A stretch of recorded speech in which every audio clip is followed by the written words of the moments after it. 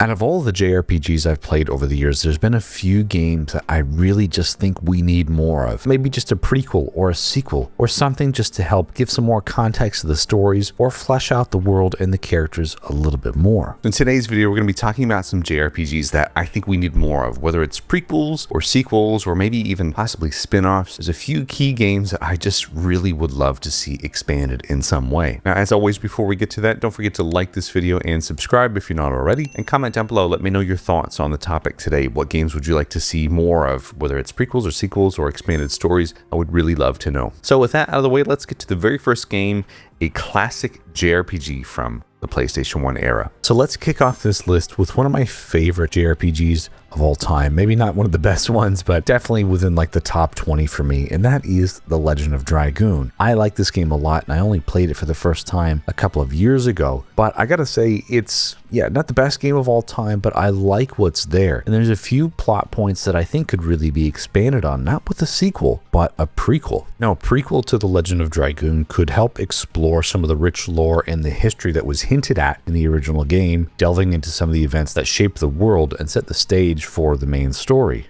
It could focus on the Ancient Dragon campaign, a war between the Wingly race and the humans, which plays a crucial role in the game's backstory. The story might center around the Dragoon warriors of the past, something that we only saw just a little bit of during a kind of almost end of game lore dump, being able to see all these guys and battle them actually as well, which was quite interesting. The Wingly Empire could serve as a central antagonist, showcasing its oppressive rule and advanced magical technology. The narrative here might include the rebellion of the humans and the discovery of ancient dragon powers, showing how the war reshaped the balance of the world. And this could provide a deeper look into the creation of the Divine Tree and the origin of the Moonchild prophecy. One of the key characters could include Ziegfeld, Dart's ancestor who fought as a dragoon during the Dragon campaign. Maybe the story would explore his struggles, his alliances with the other dragoons. And here's something that I would really be interested in learning about is Rose's early life as the Black Monster and how the burden of her eternal mission began. A prequel might even introduce new characters and untold aspects of the Wingly and Dragoon cultures. I think exploring these events could really allow for a deeper understanding of the game's lore, which, was explored well enough, but I really got interested in that late game exploration of the Dragoon warriors from the past. I want to know more, and a prequel could retain the epic scale of the original while offering some newer perspectives on familiar elements. I think there's so much here, so much possibilities here for a Legend of Dragoon prequel. I really am on board for anything more from this world, but I think a prequel would be really cool.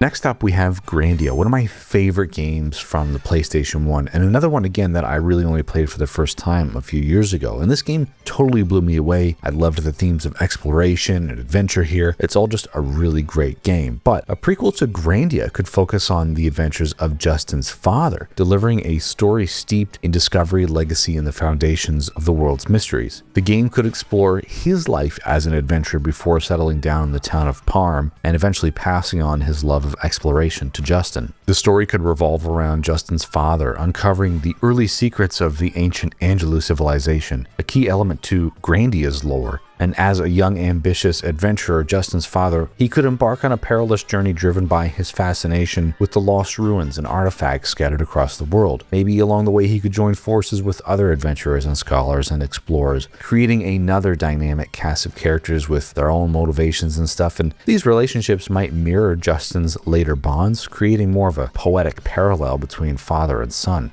The prequel could also delve into the darker side of exploration, with Justin's father facing moral dilemmas over the exploitation of ancient technology or the consequences of disrupting ancient sites like dig sites and stuff that's explored in Grandia 1. And perhaps he uncovers something deeply significant, an artifact or a prophecy that shapes the events of the original game, or even a run-in with the precursor to the Garlisle forces, the militaristic organization that eventually Justin, encounters in Grandia 1. I think thematically the prequel could explore the joy of discovery contrasted with the weight of responsibility, and it might show how Justin's father grows from a reckless, idealistic adventurer into the figure who inspires Justin's own dreams. There could be moments where he questions whether adventuring is worth the sacrifices it demands, setting up his decision to eventually settle down in Parm. And the prequel could end on a bittersweet note, for example, with Justin's father passing the torch to a younger generation, leaving his stuff to his son, and it might feature him returning from his final adventure, leaving behind the trinkets and artifacts that Justin cherishes as a boy, symbolizing a legacy that Justin himself will later pick up. I think this would be really interesting and create a very kind of almost deeply emotional connection between the prequel and the original game while expanding on the world of Grandia in meaningful ways. I think there's a lot there for a prequel to Grandia. I'm interested in it. Now, hang on, before we get any further, did you guys know that 90% of the people that watch my channel on the regular are not subscribed? That's a huge number, so if you like weekly JRPG content, don't forget to like and subscribe. And if you want to support the channel even more, I've recently opened up channel memberships where you can get access to some cool badges and emotes and other rewards like Discord stuff, so don't forget to hit the join button down below or check the link in the description if you want to support the channel further. Anyway, let's get back to another classic JRPG that I think would really be great if we could get some sort of expansion on it. And this is a sequel to Super Mario RPG. Now, this is a game that originally came out 30 years ago, and we only just recently got the remake, which was absolutely amazing, and I'm a huge fan of this game and the cast of characters, but I want to see more from it. And I know the game sold well enough to warrant Nintendo and maybe Square collaborating again to come up with something new in this vein of games for Mario RPG. So a sequel to Mario RPG could pick up where the original left off, reuniting Mario and his allies for a new grand adventure that builds on the whimsical charm and layered storytelling from the first game. Let's just say a story could start with Star Road being restored and wishes once again being granted across the Mushroom Kingdom. However, there's a new threat, a force intent on unraveling the very fabric of Star Road to harness the power of wishes. This is going to send shockwaves through the kingdom, affecting not just the ability to make wishes, but also causing some strange phenomenon in the land. Of course, Mario is going to team up with his old companions again, and I would really like to see the return of Geno and Mallow, and maybe some other characters as well, but Geno is a fan favorite, and I would love for him to return from Star Road, or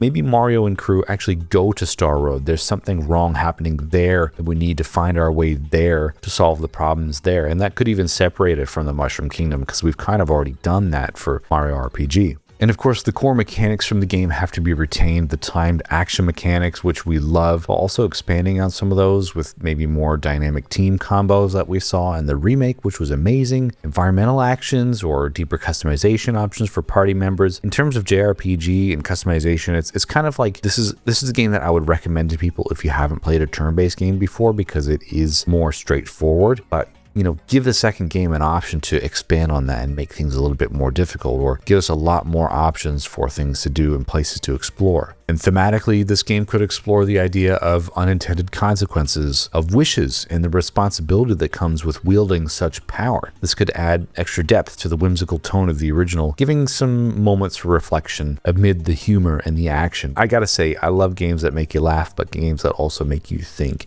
and this could be amazing.